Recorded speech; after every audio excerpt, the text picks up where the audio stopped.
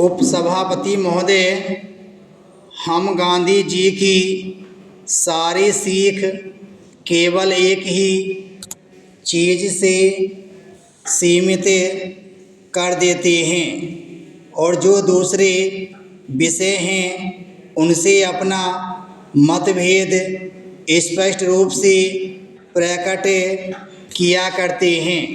उनके जीवन काल में उनका जीवन किस प्रकार का था उस ओर हमारा ध्यान नहीं जाता।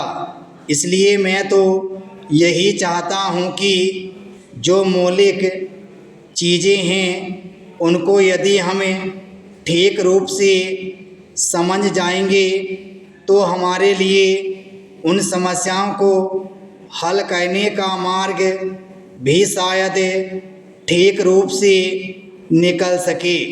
दुर्भाग्य से जब गांधी जी के लिए ऐसा समय आया कि जब वह अपनी आवाज़ केवल इसी देश में ही नहीं बल्कि संसार के सभी देशों तक पहुंचा सकते थे और अपना संदेश दे सकते थे, ठीक उसी समय वह हमसे छीन लिए गए।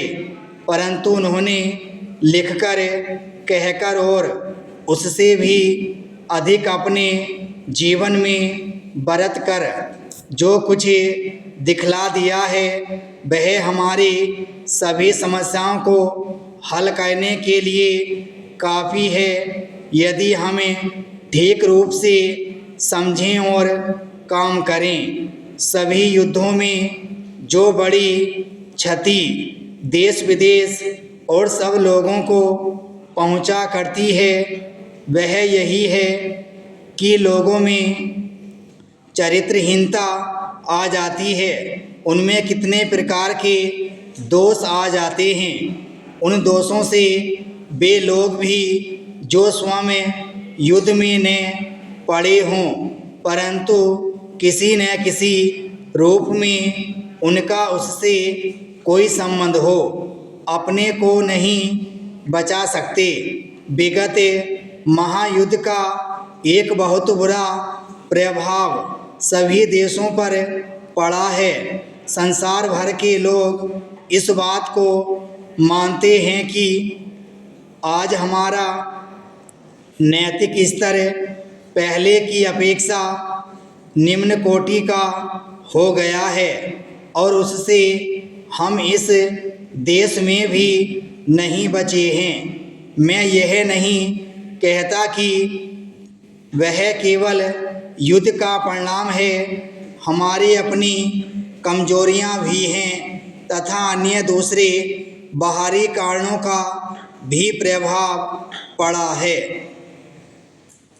महात्मा गांधी जी ने अपनी तपस्या के बल से हमारा पथ प्रदर्शन किया और हमें बहुत ऊंचे तक उठा दिया था।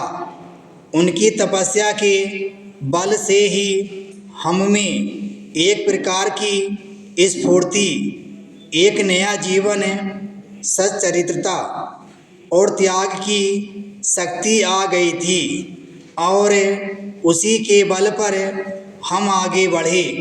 पर यह दुख की बात है कि उनके चले जाते ही हम बहुत नीचे फिसल गए और ऐसा मालूम होता है कि फिसलते फिसलते अब हम शायद गिर भी गए हैं और कुछ देर में हम चित भी हो जाएं तो कोई आश्चर्य की बात नहीं होगी। इसलिए यह अत्यंत आवश्यक है कि यदि हमें गांधी जी की शिक्षा को समझने का प्रयत्न करें और उसके अनुसार चलना चाहें तो हम उनके मौलिक सिद्धांत सत्य को ग्रहण करें और उसे कभी भी छोड़े नहीं। विराम स्टॉप।